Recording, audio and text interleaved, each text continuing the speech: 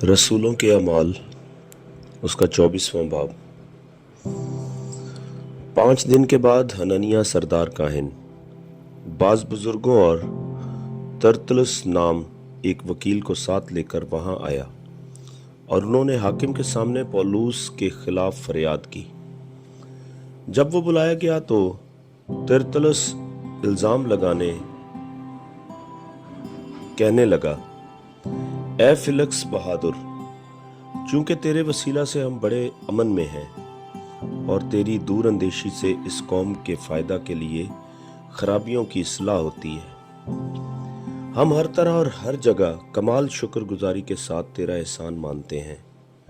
मगर इसलिए कि तुझे ज्यादा तकलीफ ना दूं, मैं तेरी मिन्नत करता हूं कि तू मेहरबानी से हमारी 2-1 बातें सुन ले,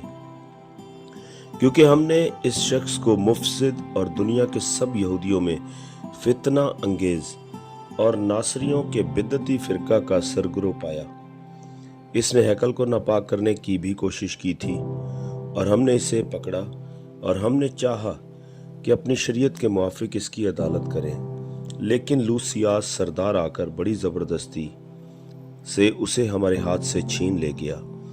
और उसके मुद्दइयों को हुक्म दिया कि तेरे पास जाएं। इसी से तहकीक करके तू आप इन सब बातों को दरियाफ्त कर सकता है जिनका हम इस पर इल्ज़ाम लगाते हैं। और यहूदियों ने भी इस दावा में मुत्तफिक होकर कहा कि ये बातें इसी तरह हैं। जब हाकिम ने पौलुस को बोलने का इशारा किया तो उसने जवाब दिया, चूंकि मैं जानता हूं कि तू बहुत बरसों से इस कौम की अदालत करता है, इसलिए मैं खातिर जमी से अपना उज़्र बयान करता हूं। तू दरियाफ्त कर सकता है कि 12 दिन से ज्यादा नहीं हुए कि मैं यरूशलेम में इबादत करने गया था और उन्होंने मुझे ना हैकल में किसी के साथ बहस करते या लोगों में फसाद उड़ाते पाया, ना इबादत खानों में, ना शहर में, और ना वो इन बातों को जिनका मुझ पर अब इल्जाम लगाते हैं तेरे सामने साबित कर सकते हैं। लेकिन तेरे सामने ये इकरार करता हूं कि जिस तरीक को वो बिद्दत कहते हैं उसी के मुताबिक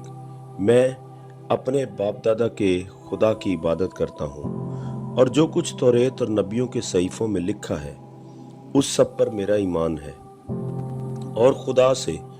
उसी बात की उम्मीद रखता हूं जिसके वो खुद भी मुंतजर हैं कि रास्तबाजों और नारास्तों दोनों की कयामत होगी। इसलिए मैं खुद भी कोशिश में रहता हूं कि खुदा और आदमियों के बाप में मेरा दिल मुझे कभी मलामत ना करे। बहुत बरसों के बाद मैं अपनी कौम को खैरात पहुंचाने और नजरें चढ़ाने आया था। उन्होंने बगैर हंगामा या बलवे के मुझे तहारत की हालत में ये काम करते हुए हैकल में पाया। हाँ, आसिया के चंद यहूदी थे और अगर उनका मुझ पर कुछ दावा था तो उन्हें तेरे सामने हाजिर होकर फरियाद करना वाजिब था, या यही खुद कहीं कि जब मैं सदर अदालत के सामने खड़ा था तो मुझ में क्या बुराई पाई थी सिवा इस एक बात के कि मैंने उनमें खड़े होकर बुलंद आवाज से कहा था कि मुर्दों की कयामत के बारे में आज मुझ पर तुम्हारे सामने मुकदमा हो रहा है। फिलिक्स ने, जो सही तौर पर इस तरीक से वाकिफ था, ये कहकर मुकदमा को मुलतवी कर दिया कि जब पलटन का सरदार लूसियास आएगा तो मैं तुम्हारा मुकदमा फैसल करूंगा, और सूबेदार को हुक्म दिया कि इसको कैद तो रख मगर आराम से रखना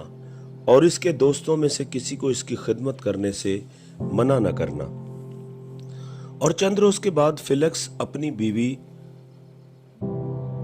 दरोसिला को, जो यहूदी थी, साथ लेकर आया और पौलुस को बुलवा कर उससे मसीह यीशु के दीन की कैफियत सुनी। और जब वो रास्तबाजी और परहेजगारी और आइंदा अदालत का बयान कर रहा था तो फिलिक्स ने दहशत खाकर जवाब दिया कि इस वक्त तू जा, फुर्सत पाकर तुझे फिर बुलाऊंगा। उसे पौलुस से कुछ रुपए मिलने की उम्मीद भी थी, इसलिए उसे और भी बुला बुलाकर उसके साथ गुफ्तगू किया करता था। लेकिन जब 2 बरस गुजर गए तो पुरकेस फेस्तुस فیلکس کی جگہ مقرر ہوا اور فیلکس یہودیوں کو اپنا احسان مند کرنے کی غرض سے پولس کو قیدی میں چھوڑ گیا۔ آمین۔